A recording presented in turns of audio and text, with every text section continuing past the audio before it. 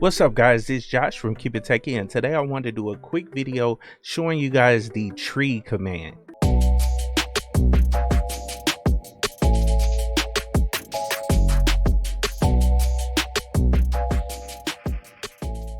So as I stated in the intro of the video, I wanted to talk about the tree command, which is a small Linux utility that'll allow you to list out directories in a tree format. And it's a super cool application. So I mean, I know you guys are very familiar with the ls command if you've been using Linux. Well, the tree command will expand upon that somewhat, but it'll show the full tree of the directory structure all the way down to the bottom level of the files that are within the directories at the lowest level, based on the location where you run the command. So I wanted to go through and show you guys how to install it as well as how to use it, and hopefully this helps somebody with understanding the Linux file structure. This is a great command for that purpose. So let's go on and get started and get this thing rocking and rolling. Boom. So we have the terminal up and running, and let's go on and hop right in and show you guys the tree command. Now I'll be using my Arch install on my main system. This is my daily driver. I use Arch, by the way, like everybody says.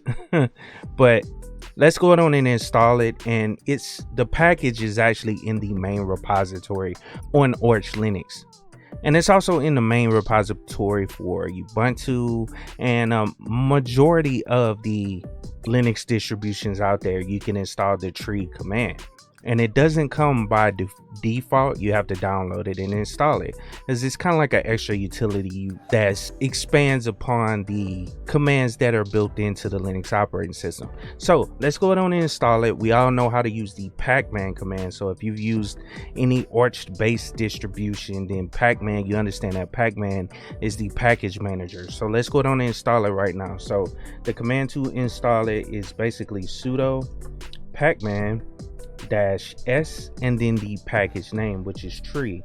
And don't worry about me updating the system. I just updated my system before I started making this video. But in Arch Linux, if you're new to it, the way you update is basically running pacman S and then YU, and that'll update the system for you. So you have to put sudo in front of it unless you're running as root, but as a normal user you do sudo pacman -s SYU, and then let's go on and back that off, because all I want to do is install the tree command. So let's go on and type in tree, and I know that's the package name, and I just tabbed it out so you guys can kind of see that that is the package name. So it's tree, and just ignore those other packages that are there, but tree is what we want. So let's go on and press enter, and then type in our sudo passwords and go through the install, and it shouldn't take too long. It's a very small utility.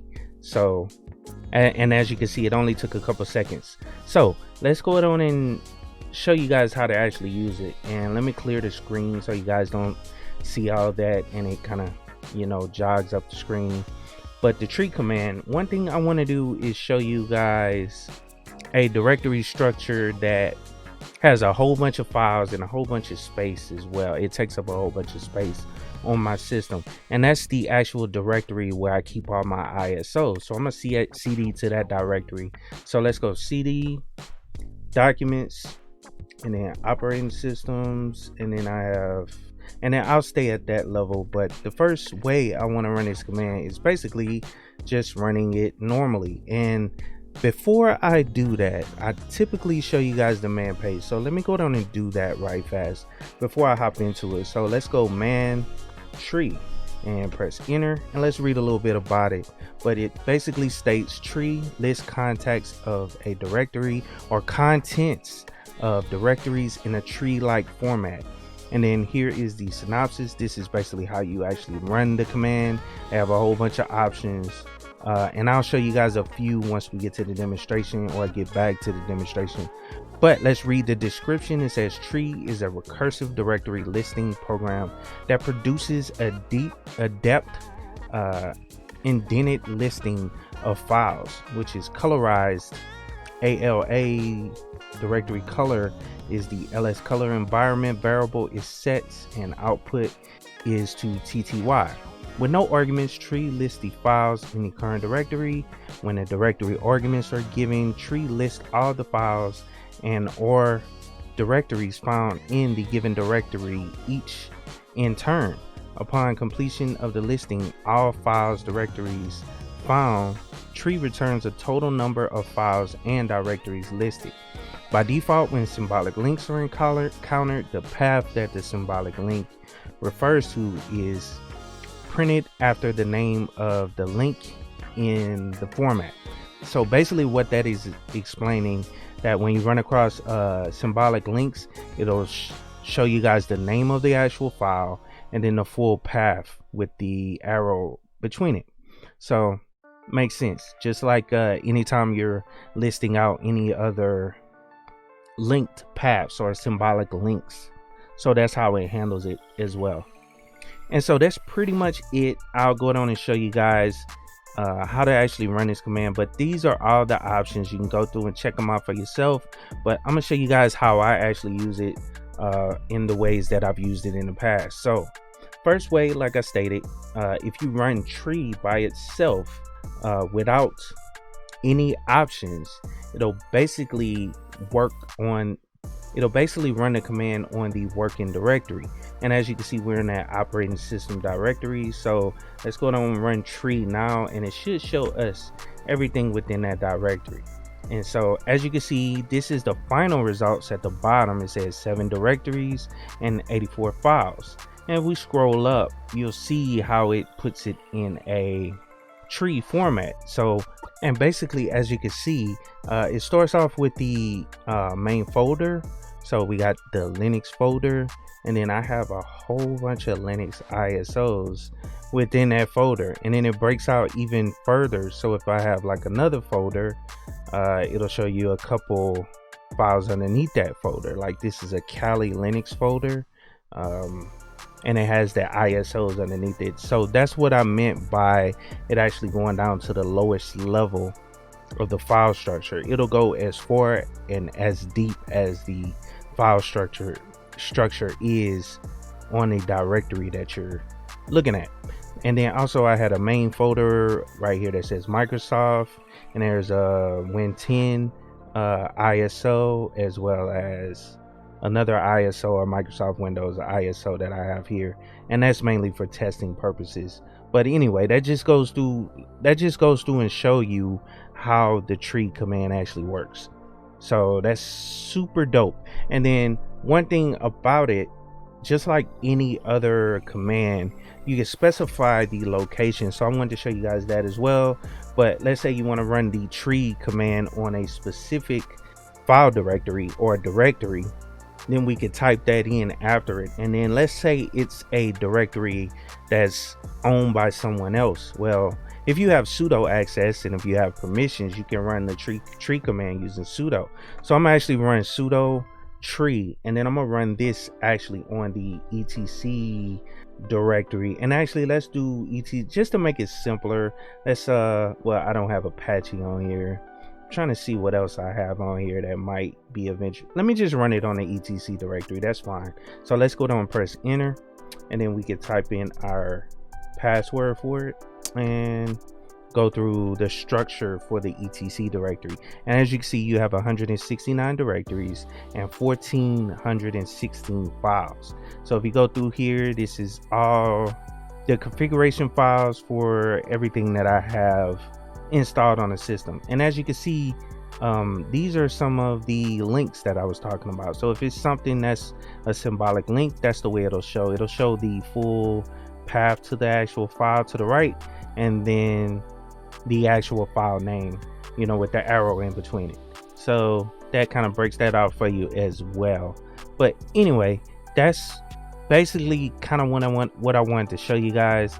You know, you can go through and run the tree command against whatever, and it'll show you the full structure. And this is a good way right here of looking at it, this XDG directory, just so you guys can see, you know, how it breaks it out with the lines and everything. So XDG got 1 2 3 4 5, 6, 7, 8, 9, 10, 11 folders underneath it from what it looks like. Yeah, 11.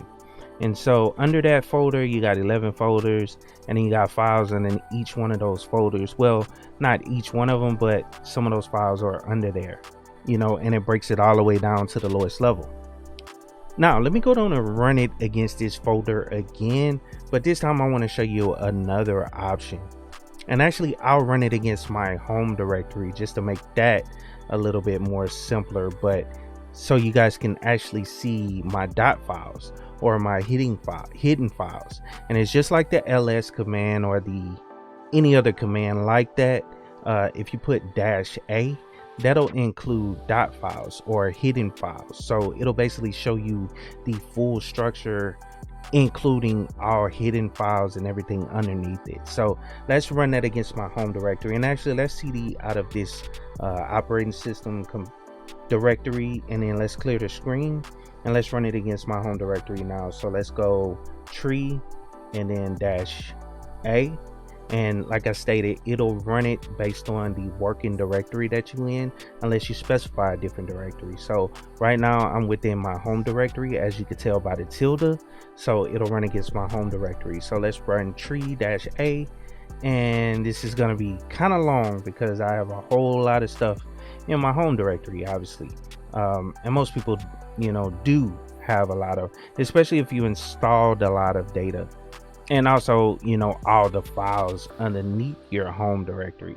So it'll go through everything. And actually I'm gonna pause this, or I'm gonna stop it, but I just kind of wanted to show you the command actually works, you know, on the full directory structure. So that's super dope, you know what I'm saying, the way it goes through, and it even looks at the hidden files when you show, or when you use the -a option. As you can see, it included like this travis.yaml file, so it includes those hidden directories and hidden folders. So at the top level, if you have a hidden folder, it will show that as well. So let's go back down to the bottom, and let's press Control L just to get it. Well, I'm gonna have to get all the way to the bottom. So cool. Now let's move on to another way I want to show you guys. This is basically another option that I want to show you guys, and I'm going to run it against that operating system folder that we had. And this option is the -f option, and this will tell the tree command to include the full path to that directory. So let me go down and show you guys what I'm talking about by actually running the command. So let's run tree and then -f, and then also let's specify that operating system folder, which is under documents, operating systems, and let's go down and press enter there, and this will go through, and like I stated, it'll show the full path. So it's under the documents directory. Well, not the full path, but it's based on where you're located. So since I'm located in my home directory, it'll start there and show you the path from my home directory.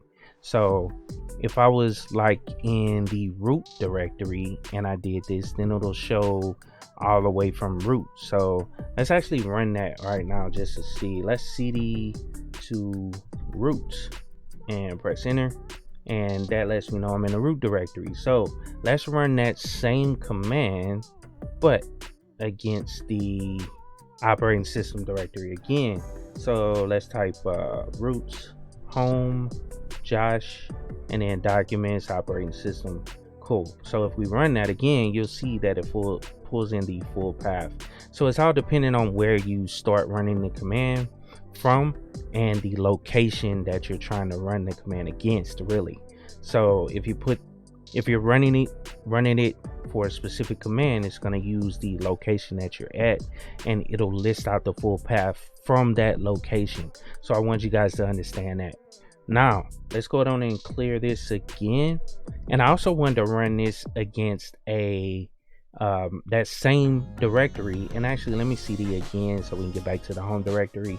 But there's another option, is -d, and -d will tell the tree command to only print subdirectories minus the files. So it won't show the files that are in those directories, but it'll show you the actual directory. So this is beneficial if you only want to see the directories, excluding the files that are underneath it, and that way it kind of makes it a little cleaned up, or it looks a little better when you actually run it against it without showing the files. So actually, let's run this against etc again, the etc directory, and I'm gonna use sudo again. So sudo tree, and then let's use the -d option, and then let's run it against etc and press enter. And let's go down and type in our sudo password. As you can see, that is very beneficial. Like I stated, it'll only go down a certain level as far as directories go, and it won't show you the files underneath it, so it looks a whole lot cleaner. And it doesn't tell you if there are any files in that location. That's one kind of bad thing about it, but at least you can see the folder structure excluding the files. So super beneficial. Just check that option out as well. I just wanted you guys to understand that.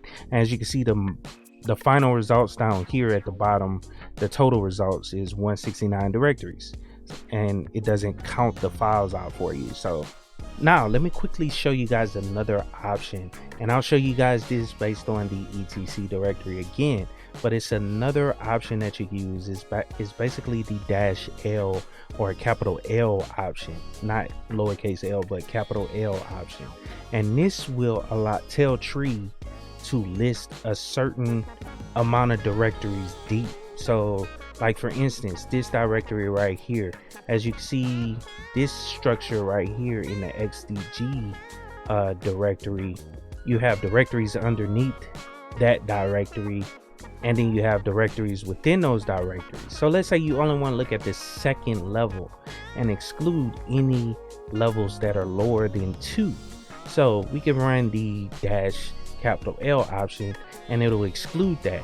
And I really want to focus in on this one because I know this will be at the bottom when we run it against etc, and you'll see that it excludes this level right here. Anything below the 2 levels, it will exclude. And even under this XRP E4, you won't see any of these levels as well, because I'm gonna do 2 levels deep. So let's go down and do that now. But let's run sudo, and actually I'm gonna up arrow, that way we can bring up that same command that we just ran, but I want to put -capital L, and then I want to go 2 levels deep. So you just put the numerical value of the directories deep that you want to go within that directory that you're running it against. So let's press enter, and boom, as you can see, it excluded those levels beneath the second level. You see what I'm saying? So you won't see anything past 2 levels when you run a tree command, and you can change that up as needed. So if it's like a 10 level deep thing and you only want to see the first 5 levels of directories, then you can put -capital L and then the number 5, and it'll only show you those folders 5 levels deep. So that's a cool feature right there as well that I wanted to kind of point out to you guys. So okay, cool. And so that's all I wanted to show you guys for this command. I hope this gets you started on actually using the tree command. It's a wonderful command that can help you with understanding the Linux file structure.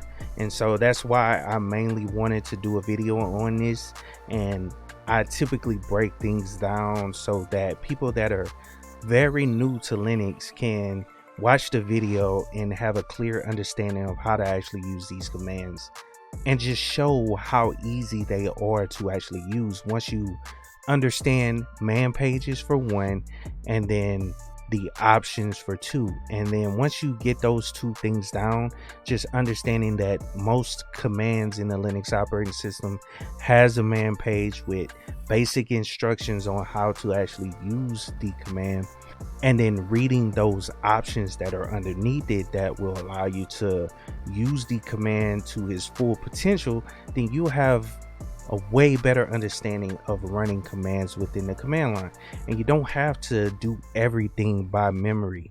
You know what I'm saying? So that's another reason why I show those man pages, because I don't know all these commands by heart at all.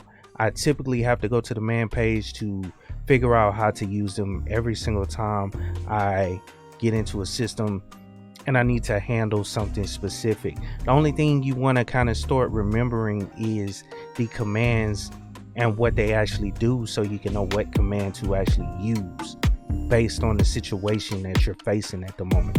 But I hope you guys enjoyed the video. Please like, share, and subscribe to the channel. If you have any questions, leave comments down in the comment boxes below. And of course, keep it techie.